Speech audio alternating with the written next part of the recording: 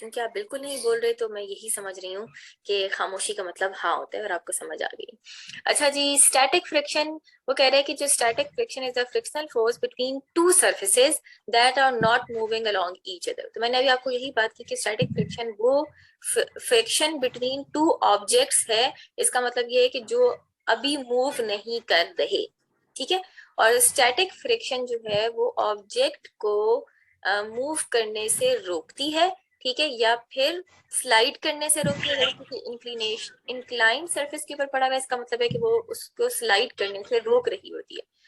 तो जब तक वो ओवरकम नहीं होगी फ्रिक्शन, तब तक आपके पास, अच्छा बच्चे, हो सकता है कि आपके इंटरनेट का इशू हो या मेरे इंटरनेट का इशू है, लेकिन रिकॉर्डिंग में पूरी आ रही होगी, ठीक है। तो आप रिकॉर्डिंग सुन सकते हैं अगेन। और मैं वैसे बार बार बात को रिपीट करती हूँ तो हो सकता है कि आप दोबारा कैचअप भी कर लें। Okay, someone is waiting, admit कर लो भाई, नहीं हो रहा एडमिट।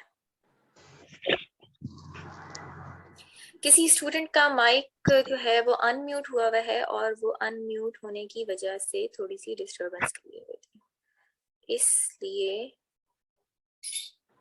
अच्छा जी, हो गए एडमिट। अच्छा जी, तो वो जो फोर्स ऑफ फ्रिक्शन है बेसिकली जो आपको रिक्वायर्ड है ऑब्जेक्ट को, ठीक है, मूव करने के लिए, वो बेसिकली अगर आपकी जो फोर्स ऑफ फ्रिक्शन है वो बराबर हो जाए या ग्रेटर हो जाए, ठीक है, म्यू एस एफ एन से, तो आपका जो ऑब्जेक्ट है वो मूव करना शुरू हो जाता है। और अगर आपकी जो फोर्स है, ठीक है, वो ये जो फोर्स है वो लेस देन और इक्वल टू है म्यू एस एफ एन से, तो आपका ऑब्जेक्ट जो है वो स्टेबल पोजीशन के अंदर होगा और आपका ऑब्जेक्ट मूव नहीं करेगा, ठीक है। तो इसका मतलब ये है कि जो भी आपकी फोर्स निकल रही होती है उस फोर्स को आप म्यू एस से मल्टीप्लाई करेंगे, और जो भी फोर्स आएगी that should be greater than this kind frictional force. अगर तो वो फ्रिक्शनल फोर्स से ग्रेटर नहीं है तो ऑब्जेक्ट मूव नहीं करेगा और वो स्टेबल पोजीशन में रहेगा। यहाँ पर लेस देन और इक्वल टू का मतलब ये है कि आपकी जो ऑब्जेक्ट है वो बेसिकली स्टेबल पोजीशन के अंदर मौजूद है।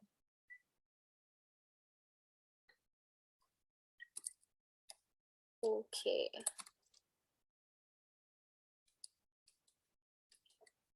अच्छा जी, ये हमारे पास एक ग्राफ है, इसका हम न्यूमेरिकल जो है वो मीटिंग को दोबारा ज्वाइन करने के बाद करेंगे, ठीक है। लेकिन ग्राफ में आपको थोड़ा सा समझा देती हूँ।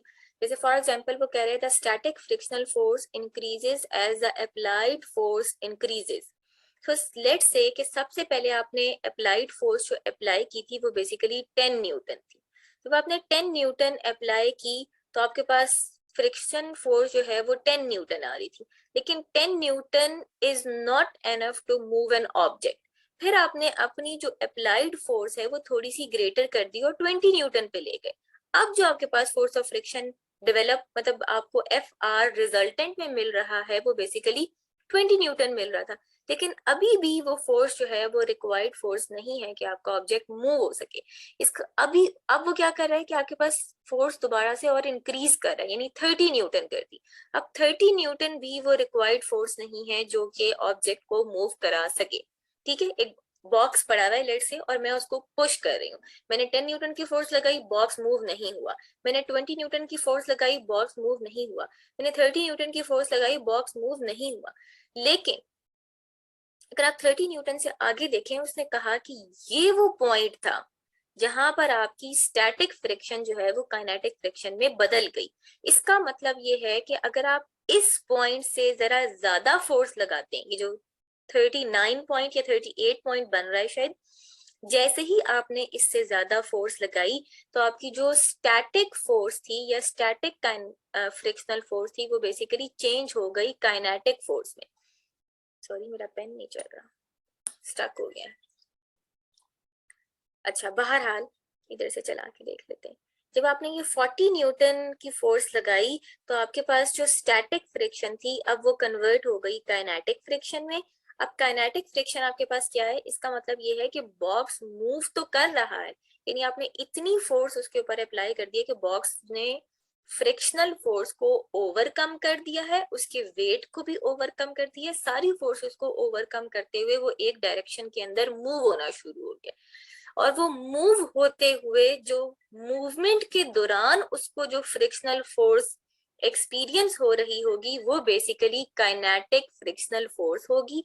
और काइनेटिक फ्रिक्शनल फोर्स का जो कोफिशिएंट है वो डिनोट होता है आपके पास म्यू एस से। ठीक है, तो उसने कहा कि जब तक 0 न्यूटन से लेके हमने 38-39 न्यूटन तक हमने फोर्स लगाई तो हमारे पास कोई मोशन नहीं थी, नो मोशन। उसके बाद जब हमने फोर्स लगाई तो हमारे पास जो बॉक्स है वो स्लाइड करना शुरू हो गया या मूव करना शुरू हो गया। और अब जो आपके पास अब वो आप रिक्वायर्ड सर्टेन फोर्स लगाए जा रहे हैं और उसकी वजह से बॉक्स मूव हो रहा है और बॉक्स मूव होने की वजह से भी एक फ्रिक्शनल फोर्स प्रोड्यूस हो रही होगी जो कि बेसिकली आपके पास काइनेटिक फ्रिक्शन होगी।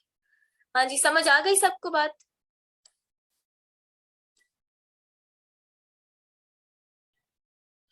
ये आप जा सकते हैं, नमाज पढ़ लें आप।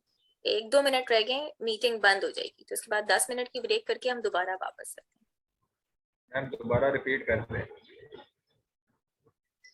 अच्छा जी, मैं आपको ये बता रही थी कि ये भी इसका हम न्यूमेरिकल भी करते हैं कि हमने 0 न्यूटन की फोर्स लगाई, हमारे पास एक बॉक्स था, लेट्स से उसका कोई वेट था और वो किसी टेबल के ऊपर पड़ा हुआ है और मैंने उसके ऊपर 0 न्यूटन की फोर्स लगाई, मतलब कोई फोर्स नहीं लगाई, बॉक्स मूव नहीं हुआ। 10 न्यूटन की फोर्स लगाई, बॉक्स मूव नहीं हुआ। फिर 20 न्यूटन की फोर्स लगाई, बॉक्स मूव नहीं हुआ। 30 न्यूटन की फोर्स लगाई, बॉक्स मूव नहीं हुआ। इसका मतलब ये है कि उस बॉक्स की जो रिजल्टेंट फोर्सेस हैं वो, मतलब मैं इतनी फोर्स नहीं लगा रही कि मैं उसकी जो वेट है और वो सारी फोर्सेस को नलिफाई करके एक सर्टेन डायरेक्शन के अंदर उसको मूव कर सकूं, मतलब उतनी फोर्स उस डायरेक्शन में लगाऊं। जैसे फॉर एग्जांपल ये एक टेबल थी, इसके ऊपर एक बॉक्स लगा हुआ था, ठीक है। अब इसकी कोई वेट होगा जो कि डाउनवर्ड डायरेक्शन में जा रहा होगा, इसका नॉर्मल अपवर्ड डायरेक्शन में जा रहा होगा और मैं चाहती हूँ कि मैं इधर से फोर्स लगा रही हूँ या फिर इधर से फोर्स लगा रही हूँ और इस डायरेक्शन में बॉक्स मूव हो जाए। अब अगर ये वुड के ऊपर पड़ा हुआ है तो इसके ऊपर स्टैटिक कोई फ्रिक्शन होगी जो कि इस बॉक्स को मूव होने से रोक रही होगी, ठीक है, हिंड्रेंस क्रिएट कर रही होगी। अब मैंने उस फोर्स ऑफ फ्रिक्शन को भी ओवरकम करना है, तो मैंने 10 न्यूटन की फोर्स लगाई, बॉक्स इस डायरेक्शन में मूव नहीं हुआ। फिर मैंने 20 न्यूटन की फोर्स लगाई, बॉक्स इस डायरेक्शन में मूव नहीं हुआ। 30 न्यूटन की फोर्स लगाई, बॉक्स इस डायरेक्शन में मूव नहीं हुआ। लेकिन मैंने 40 न्यूटन की फोर्स लगाई तो उसने इस फोर्स ऑफ फ्रिक्शन को, इस वेट को, इन सारी फोर्सेस को नलिफाई करते हुए ये जो रिजल्टेंट था वो ग्रेटर हो गया और इस डायरेक्शन में मेरा बॉक्स मूव करना शुरू हो गया। तो जब तक बॉक्स स्टेबल कंडीशन में होता है, जो force of friction hindrance create कर रही होती है वो बेसिकली स्टैटिक होती है। और जब बॉक्स मूव करना शुरू हो जाता है तो जो फ्रिक्शन प्रोड्यूस होती है मूवमेंट के दरमियान में, जो हिंड्रेंस क्रिएट हो रही होती है, उसको बोलते हैं हम काइनेटिक फ्रिक्शन। हाँ जी, समझ आ गई है? Yes ma'am. ओके, अच्छा मीटिंग बंद हो रही है क्योंकि लेस देन 1 मिनट रह गया, तो हम मीटिंग खत्म होने के 10 मिनट बाद आएंगे नमाज के बाद।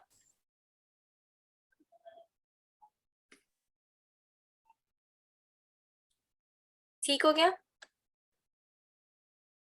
ठीक है मैम। ये खुद ब खुद ही स्टॉप हो जाएगी कुछ सेकंड्स के अंदर।